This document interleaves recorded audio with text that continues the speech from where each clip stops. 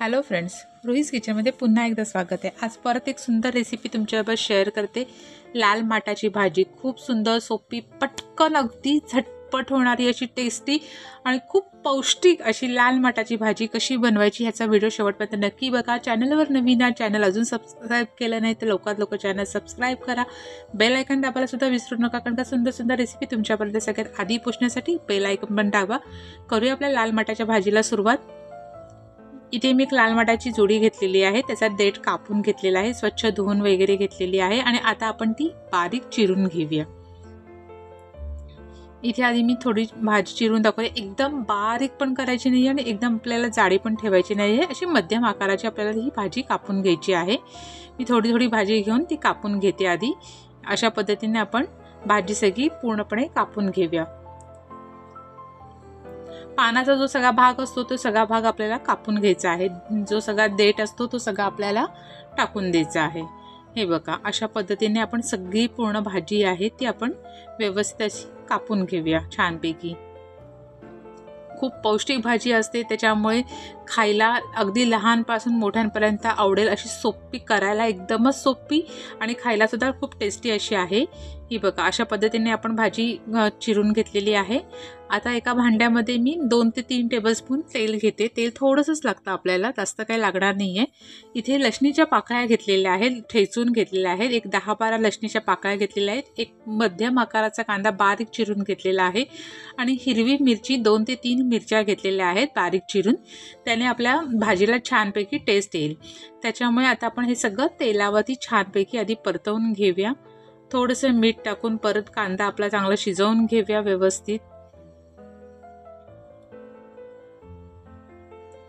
हे बघा, अशा पद्धतीने थोडंसं मीठ टाकून घेतलंय मी। परत एकदा कांदा परतवते आणि एक 10 मिनिटासाठी झाकण ठेवून आपण कांदा आपला छानपैकी मऊसूत करून घेऊया। हे बघा, झाकण सुद्धा ठेवलेलं आहे आणि आता आपला कांदा छानपैकी मऊ झालेला आहे। लसणीचा फ्लेवर वगैरे तेलामध्ये उतरलाय, तो मस्तपैकी आता आपल्या भाजीमध्ये सुद्धा येईल। आता परत एकदा मी सगळं परतवून घेतलेलं आहे। सगळे मेजरमेंट डिस्क्रिप्शनमध्ये आहे, तुम्ही तिथे चेक करू शकता। आता आपण जी भाजी चिरली होती ती सगळी भाजी आपण ह्याच्यामध्ये टाकून घ्यायची आहे।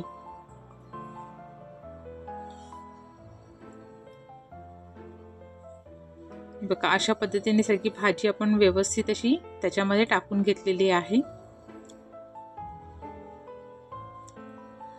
आता इथे थोडीशी आपण ती मी हलवून घेते भाजी, म्हणजे थोडंसं असं तेलाचं प्रमाण असं वर खाली करून थोडीशी हे करते। पूर्ण अशी काही ती हलवता येणार नाहीये आपल्याला, ती अशीच वाफेवर शिजते, त्याच्यामध्ये बाकी पाणी वगैरे काहीही वापरायचं नाहीये। अशीच आता आपण ती व्यवस्थित अशी थोडीशी मिक्स करून घेऊया।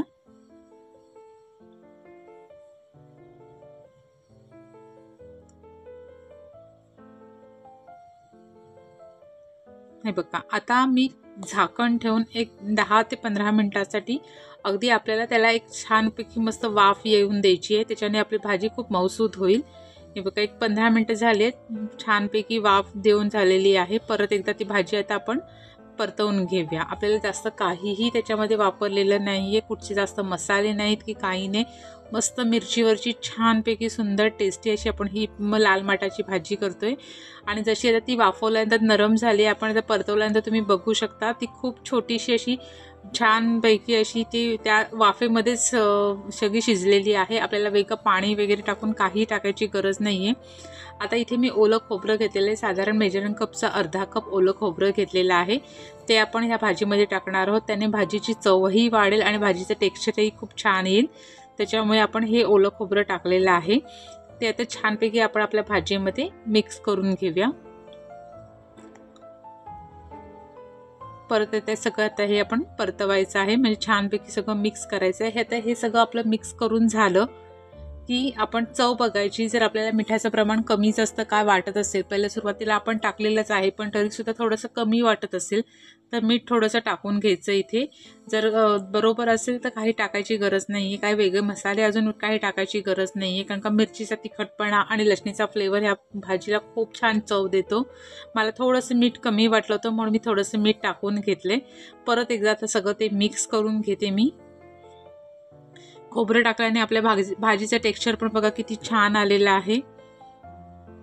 सगळं आपली भाजी मस्तपैकी परतवून तयार आहे आणि अशा पद्धतीने सुंदर टेस्टी आपली लाल माटाची पौष्टिक अशी भाजी तयार झालेली आहे। करायला खूपच सोपी आणि खायला खूप सुंदर टेस्टी पौष्टिक अशी आपली लाल माटाची भाजीची रेसिपी तुम्हाला कशी वाटली मला नक्की कमेंट्स करून सांगा। तुम्ही ही रेसिपी ट्राय करा, तुमची कशी बनते, तुम्हाला ही कशी भाजी आवडली तेही मला कमेंट्स करून सांगा। चला तर भेटूया अजून खूप साऱ्या सुंदर सुंदर रेसिपी सोबत। तोपर्यंत रुहीज किचन 22 ला सबस्क्राईब करा।